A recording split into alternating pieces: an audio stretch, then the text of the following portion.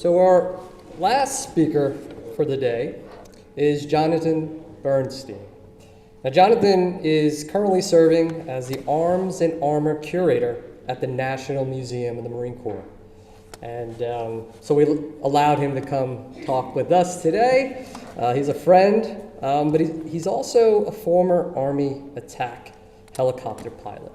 And he also served as the director of the Army Air Defense Artillery Museum from 2012 to 2020. And John has written many articles. He's extremely passionate about aviation, about restoring helicopters.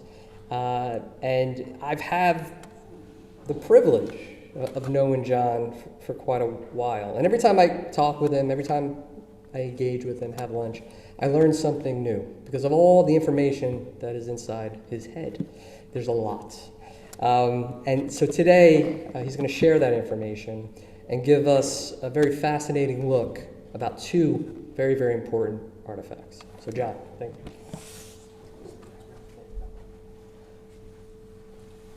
All right. Good afternoon, everybody. Thanks for having me today. It's nice to be back among Army brethren. It's been weird for the past couple of years over at the Marine Corps, but I'm learning.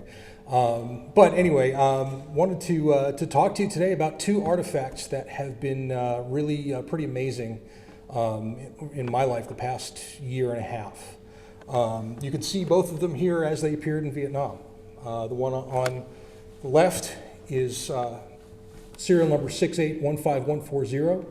It's one of the original Marine Cobras in Vietnam, and then the one on the right is 15012. There are only 118 airframes apart on the production line, and both still exist today.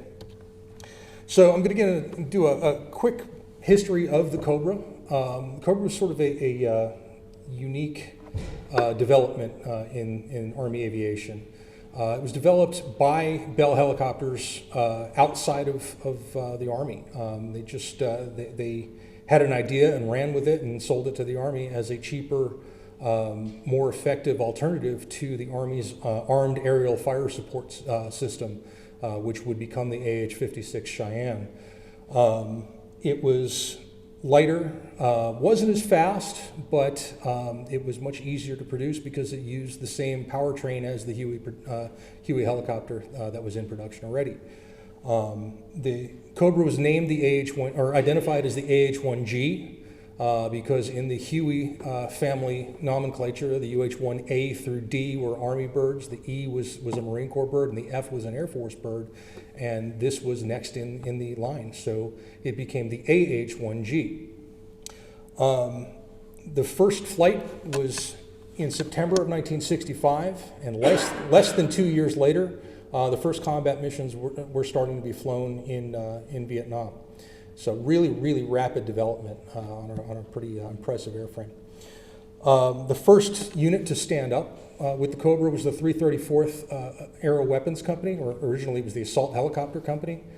The 334th was the first Aero Weapons Company, and the difference between Aero Weapons and Assault is basically with an Assault Helicopter Company, you have a gunship platoon and a lift platoon.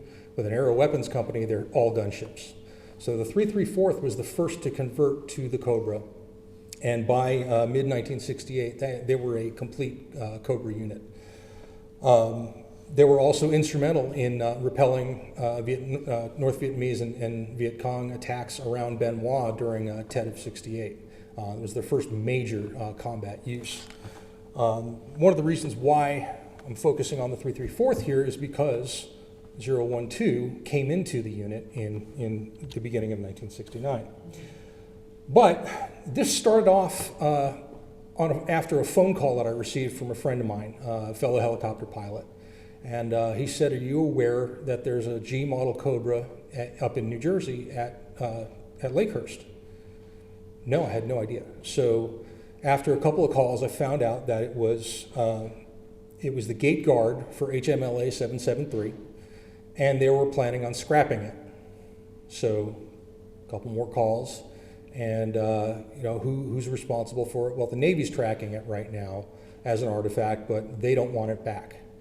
And after just a little bit of preliminary research at the Vietnam, or the virtual Vietnam archives at Texas Tech, I'm a graduate of Tech, so I can plug them too.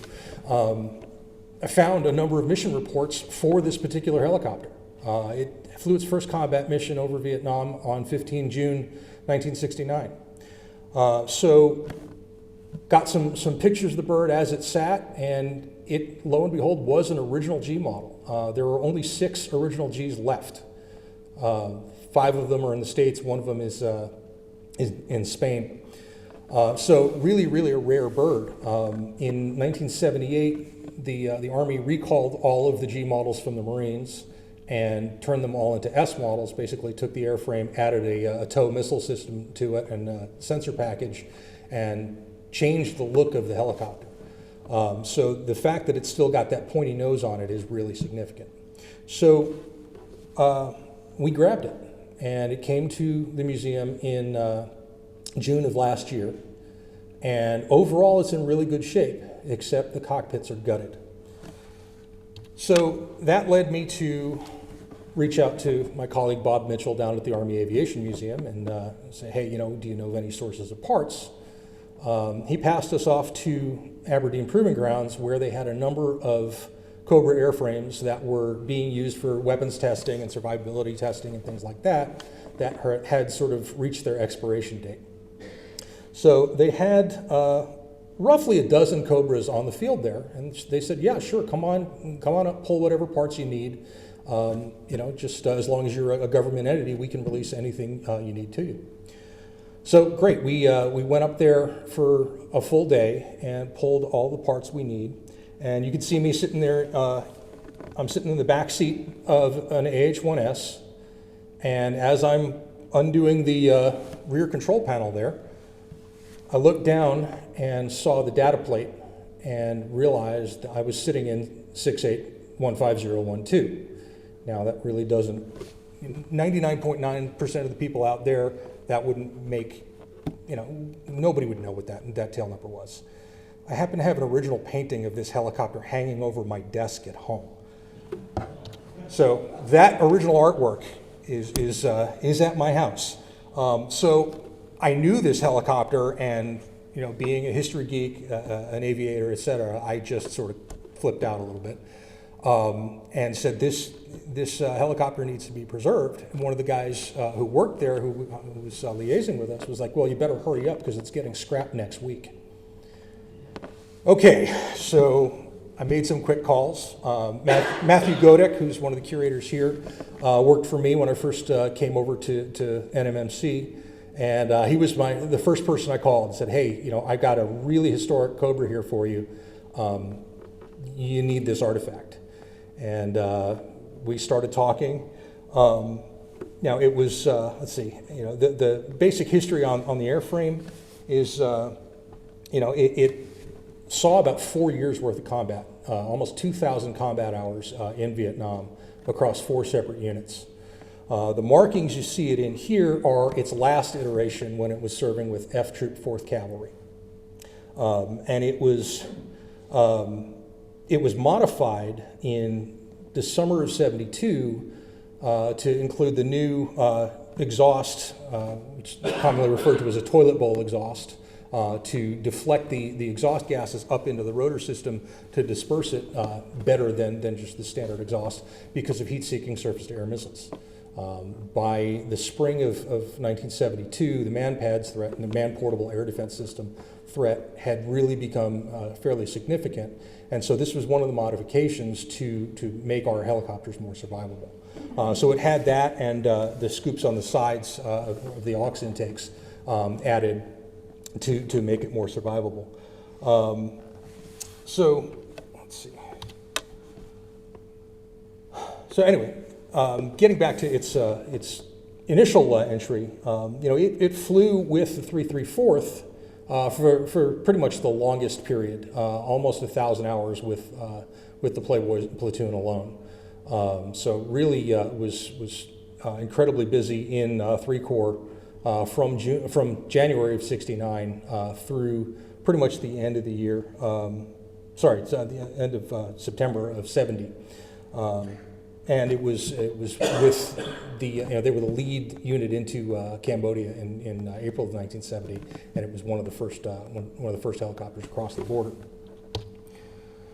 So from the 334th, it served briefly in 317 Cav, and then moved to 217 Cav up north. So it really covered pretty much the length and breadth of South Vietnam. It was only with 2nd of the 17th Cav for a couple months, and then was transferred to F of the 4th, where it served for over a year, almost as much time with them as with the 334th. So the unit it came to was sort of a remnant of 3rd Squadron 4th Cavalry. The 25th Infantry Division had headed home already, and they were left as part of the residual units in South Vietnam. So they left in 1971, and F of the 4th stood up as by about 10 February, and they were there through the end of the cessation of hostilities. So it comes into the unit by December of 71, and was there flying out of Hue Phu Bai until the end. Now this shot is pretty fantastic. This was sent to me by Dave Tila, who flew with Alpha Troop 3rd to the 17th. He left the unit just before 012 got there, but I mentioned earlier the man-pads threat. This photo is actually of a launch of an SA-7 surface-to-air missile against a Cobra, as seen from the Cobra aircraft commander's seat. You can see right here, there's a little puff of smoke and the trail of the missile coming up. So, I mean, this is a remarkable shot, and it's, I mean, first time I saw it, it looked, oh, that's just a hair on the, on the image. No, it's not. It's actually a missile plume. So, one of those lucky shots that the helicopter and the crew, didn't get hit, but just pretty amazing. But by the spring of 1972, this was the main threat that our helicopter pilots were facing. Ken Mick, who actually flew 012 and was her aircraft commander for his time in Vietnam, said that one of the things that it forced them to do is they really had to fly at almost ground level, and just in order to be survivable, because anything above a couple hundred feet and put you right in the engagement zone for the SA-7. So, and 012 was one of the first outfitted with this new exhaust suppressor system to protect against the SA-7s. So after Vietnam, 012 comes home, serves with the 334th again stateside, and then and also 2nd of the 10th Cav at Fort Hood. And it's kept as a G model Cobra for quite a while most of the birds, like all the 32 that were the Marine combat birds, they were all given back to the Army, and everything was converted to AH-1S standard. This one, for some reason, remained a G model until 1987, which is about 10 years later than one would expect. But it had the tow system added, and flew with 4th Squadron 107th Cavalry, Ohio National Guard, until the late 1990s. Was finally decommissioned in 99, I believe, and transferred to Fort Drum, and then it was selected by Aberdeen as a target for testing by 2000. So that's what she looked like when I found her. The F model Cobras on either side of her have since been destroyed. Fortunately, we were able to preserve her. We have most of the parts that are needed to bring her back to completeness. Those that we don't, Matthew and I are working on through a few channels to gain those parts that we don't. But there's a lot that will go into transforming her back into an AH-1G. We did a similar project back at Fort Sill 3 years ago. Took an old Minnesota National Guard S model and turned it back to how it appeared in Vietnam in 1971. So it's a fairly long process, but definitely worth it when you see the final outcome, of what it can look like. And just the ability to preserve an airframe like this that saw so much and flew with so many American aviators is really just pretty amazing. So we're working on plans of how we're going to tackle restoring it. But really, when it comes down to it, we're looking at, this is a story of the men, the evolution of the technology, and how attack helicopter operations evolved from the very beginnings through the end of the Vietnam War and on into the current day. Yeah, so I mean, we're looking, literally we have a complete history, 53 years on this airframe, all the paperwork, all the documentation and everything, which is unheard of nowadays. Most of that stuff was destroyed at some point, so really it is a complete artifact. And with that, I will, if anybody has any questions. Sir? Have you found any of the pilots that piloted this aircraft and been able to talk to them and get their story? We found one crew chief who crewed it in Vietnam, and we've sort of been working along those lines and try to, we haven't really sat down and discussed things with them yet, but we are emailing a bit. I've reached out to the Ohio Guard, and I have found one guy who did fly her there, so that'll be sort of a nice caveat to her main story. And we are, unfortunately, Ken Mick passed a few years ago, and there are a few other possibilities that we're reaching out through the Centaurs Association. So, sir? Where is it now, and is there any fundraising efforts or anything for it? It is still up at Aberdeen right now. We're looking at timing to move it, where we're going to move it, and fundraising efforts have not started as far as I know. But we're looking at potentially doing a joint program between the Marine Corps Museum and the Army Museum to restore both Cobras at the same time. Sir. Yeah, just rereading John Hallowell's book, What We All Have Here, Souls, Souls, and Young. Sure. Started it, one talks about the introduction of aviation and aerosols. What was sort of the thought early on with attack helicopters and using the evolution tactics? So with actually with the first Cab division, when they first arrived in Vietnam, the one of their main air support units was the 2nd of the 20th Aerial Rocket Artillery. ARA really was one of the major focuses for attack aviation. They were flying Bravo and Charlie model gunships at that point, so it was a couple years before the Cobra came in. But when the Cobras did start coming in, the second unit to get them was 2nd of the 20th. And they were actually fully operational before the 334th was, with a full battalion's worth of Cobras. So, okay. Anyone else? Cool. Sir. That is actually her rear seat control panel.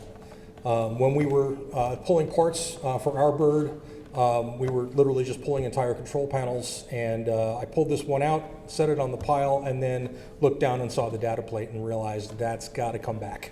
So brought it back today, and it will be put, be reinstalled there. We actually took it just because it has the ashtray and ours doesn't, so we were looking at getting that piece for it, but unfortunately, or fortunately, as the case may be. Sir. What is the difference in terms of, let's call it money, to bring something like this back as something to see versus something that you can actually fly? Oh, significant. We can probably do a nice visual restoration for, 5 figures.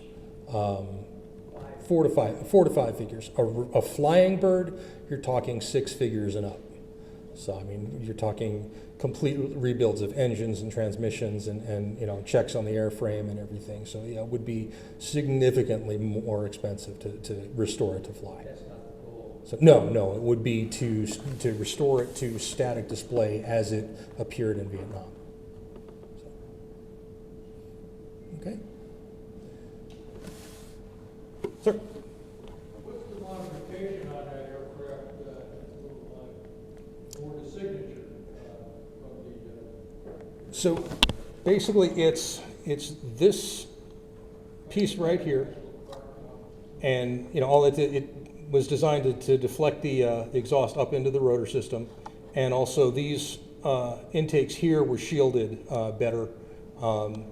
So with the open intake that was there, the sensor on a surface-to-air missile could actually see into the hot section of the engine. So this basically just shielded it a little bit and improved the airflow into the engine for core.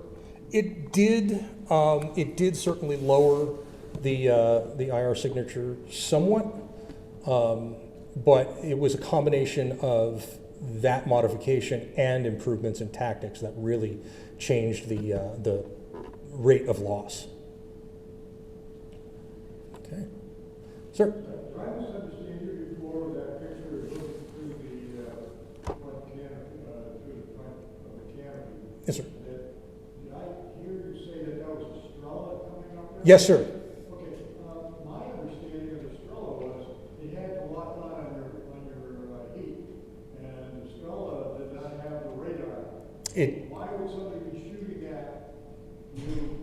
Because there was an untrained gunner, and that's why they survived. I'm sorry? He was an untrained gunner, and that's why they survived, because it was not, he fired before he got an effective lock on the exhaust. We're always told, I got out of there just before that happened. Yes, sir. And that's the constant gone. What I understood was you had to be going away from it in order to be able to work the lock on it. Yes, sir. All right. Terrific. Cool. Well, thank you very much. Oh, Matthew. where can we read more about it? Okay. Well, I mean, let's see. I mean, there's my book. Is that what you were trying? So yeah. Actually, I published my first book on the Cobra in Vietnam back in 2002 through Osprey Publishing, and it actually briefly touches on this helicopter and gets a bit more in depth into the pretty much the whole evolution of the Cobra in Vietnam. It was a lot of fun to do. It was my first publishing experience. So looking back on it now, 20 years later, it's it's something I probably have a lot to add to. But really, it was a phenomenal experience. I interviewed over 130 vets for it, and just about learning about their experiences. It's sort of what finally kicked me in the pants to actually get into the Army and become an attack helicopter pilot too. So that was pretty fun. So thanks, man. All right. Well, thanks very much, everyone.